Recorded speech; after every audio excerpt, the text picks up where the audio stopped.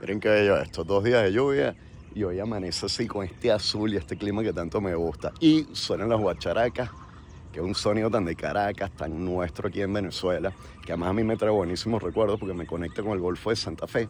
Esa era mi alarma en las mañanas, como el recordatorio, mira, párate de esa hamaca, párate de esa cama, que hoy comienza un nuevo día. Después entonces venía una arepita, la familia, la playa, los amigos, los mejores recuerdos en el Golfo de Santa Fe. Yo no sé si a ustedes las guacharacas les traen un buen recuerdo tanto como a mí, pero yo lo conecto con los sonidos de la felicidad.